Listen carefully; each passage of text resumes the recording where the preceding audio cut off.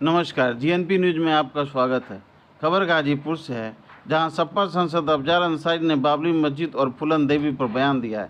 मुलायम सिंह यादव की पुण्यतिथि कार्यक्रम में बोलते हुए अफजल अंसारी ने कहा कि फूलन देवी को नंगा कर घुमाया गया, उनके साथ बलात्कार किया गया। अफजल ने कहा कि फूलन देवी ने जब अपने ऊपर अत्याचार करने वालों को सजा दी तो समाज ने डाकू कहा। कार्यक्रम में लोगों को संबोधित कर रहे अफजल ने कहा कि मुलायम सिंह यादव ने फूलन देवी को 2 बार सांसद बनवाया और सम्मान दिलाया। पुण्यतिथि कार्यक्रम में बोल रहे अफजल अंसारी ने कहा कि अयोध्या में जब बाबरी मस्जिद तोड़ी जा रही थी तो कानून और संविधान की रक्षा के लिए मुलायम सिंह ने कानून तोड़ने वालों पर गोली चलवाई। कार्यक्रम के बाद मीडिया से बात करते हुए अफजल अंसारी ने हरियाणा और जम्मू कश्मीर चुनाव पर कहा कि कांग्रेस 1% कम वोट पाकर सरकार बनाने में हरियाणा में विफल रही। अफजल ने कहा कि हरियाणा में कुछ गड़बड़ी भी हुई है, जबकि जम्मू कश्मीर में बीजेपी की मात हुई है। अफजल ने कहा कि चुनाव आयोग की विश्वसनीयता खत्म हो गई है। अफजल ने कहा कि सपा यूपी विधानसभा चुनाव की तैयारी पूरी कर चुकी है। उन्होंने दावा किया कि यूपी विधानसभा चुनाव 2027 में इस बार सरकार का पतन निश्चित है।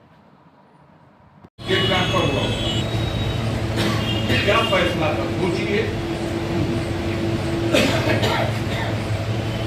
उस महिला को जिसके साथ इतनी बड़ी दरिंदगी हुई थी, नंगा करके पूरे गांव में घुमाया गया था, बलात्कार किया गया था, कुएं से पानी खिंचवाया गया था, और जब उसने अपने ऊपर करने वाले अत्याचार करने वाले को सजा देने का काम किया तो हमारा समाज उसको डाकू और बहुत दुर्दांत घोषित करके कानून भी और समाज भी कोई नाम लेने वाला नहीं। कितना बड़ा जोखिम था जब मुलायम सिंह यादव ने यह फैसला लिया था कि फूलन देवी का इसे जेल से रिहा करो, आगे की सारे मुकदमे वापस, और इसको देश की सबसे बड़ी पंचायत में लोकसभा में भेजने के लिए पार्टी ने टिकट देकर के चुनाव लड़ाया और मिर्जापुर से बहुत बड़े सामंतवादी को हरा करके और देश की सबसे बड़ी पंचायत में भेजा। एक बार नहीं, 2 बार फूलन देवी पार्लियामेंट में गई।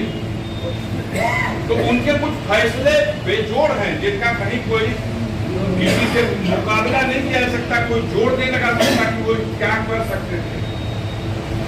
वही घटना जो घटी आज के प्रसंग में, उस घटना का मतलब नहीं है, लेकिन मैं नहीं समझता हूं कि धरती पर कोई दूसरा भी व्यक्ति था जो इतना बड़ा साहस उठाता। जब अयोध्या में बाबरी मस्जिद पर लोग चढ़े थे गिराने के लिए, तो मुलायम सिंह के सामने सवाल आके खड़ा हुआ कि देश का संविधान बचेगा कि नहीं बचेगा। मेरी सरकार चली जाए तो देश की परवाह नहीं, लेकिन संविधान बचाने के लिए उन्होंने उन कानून तोड़ने वालों के खिलाफ सख्त कार्रवाई की कोशिश की। हत्यारे कहे गए। दुनिया में जितनी गंदी से गंदी गाली है मुलायम सिंह को दी गई, लेकिन जितना उनके बारे में बुराई बतियाई गई उतना कद उनका बड़ा होता है।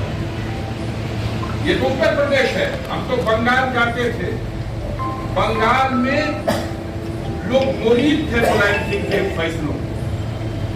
हम अपने व्यक्तिगत जीवन में उतरेंगे तो इतनी कहानियां हैं कि बताए नहीं सकते, और हम व्यक्तिगत रूप से ऋणी हैं उनके, क्योंकि उन्होंने हमेशा संकट की घड़ी में मेरा साथ दिया। 1992 में जब भाजपा की सरकार में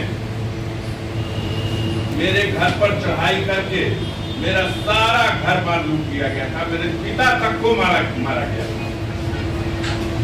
उस वक्त यही लंका के मैदान में जब आवाहन हुआ था इस जुल्म और अत्याचार के खिलाफ लड़ाई करने के लिए,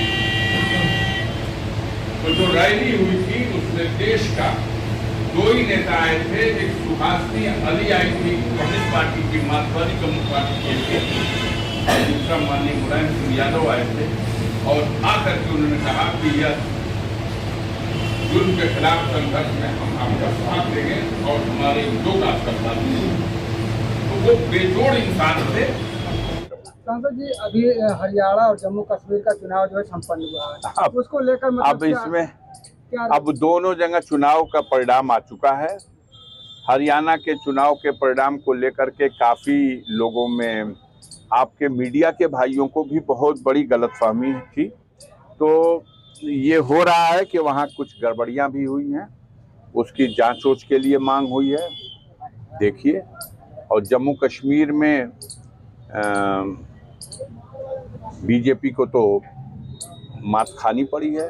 यहाँ बीजेपी तीसरी बार बनाने में सफल हुई है, लेकिन जनरल तौर से मैंने जो देखा, वोट का जो प्रतिशत है वो 1% के भी कम अंतर पर कांग्रेस सरकार बनाने से विफल हो गई। कुछ उनकी चूक होगी जिसका वो मंथन करेंगे, कुछ जो गड़बड़ियां हुई हैं कैसे उन गड़बड़ियों पर नियंत्रण पाया जाए।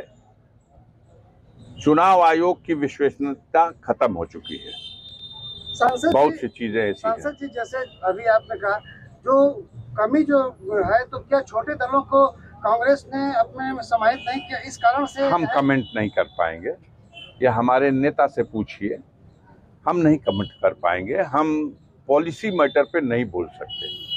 यूपी में भी चुनाव होना है, उपचुनाव होना है, इसके लिए पूरी तरह से समाजवादी पार्टी तैयार है।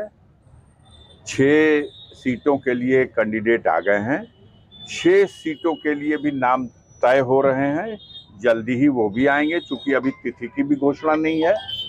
अब पूरी ऊर्जा के साथ समाजवादी पार्टी ये चुनाव लड़ेगी। समाजवादी पार्टी ने अपने संगठन के माध्यम से 2027 से पहले उत्तर प्रदेश में एक ऐसा माहौल बना लेने में अपने आप को सक्षम कर लिया है कि अगली बार इस सत्ता का पतन निश्चित है और समाजवादियों के नेतृत्व में सरकार बनेगी। बीजेपी ने यही मान लिया कि जो हरियाणा का चुनाव परिणाम हाँ, वही उत्तर प्रदेश में आएगा।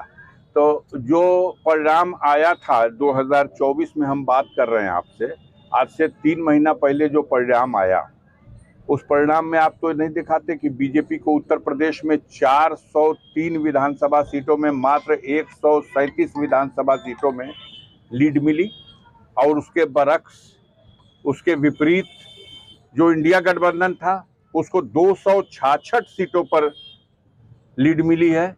ये अपने आप में स्वतः सबसे बड़ा प्रमाण है कि 266 सीटों पर अभी लोकसभा के चुनाव में जो 43 सीटें निकली हैं लोकसभा की, उसमें विधानसभा की 266 सीटें हैं, और जो भाजपा के लोग हाउस में बैठे हुए हैं उसमें 144 लोग ऐसे हैं जो अपने क्षेत्र में से भी हार के गए हैं, आपके जिले में भी हैं, जो विधानसभा में 45,000 से जीत के गए थे, और आप देख लीजिएगा तो इस समय 16,000 से वो हार चुके हैं इसी लोकसभा के चुनाव में। तो वो आने दीजिए समय, वो स्थिति सामने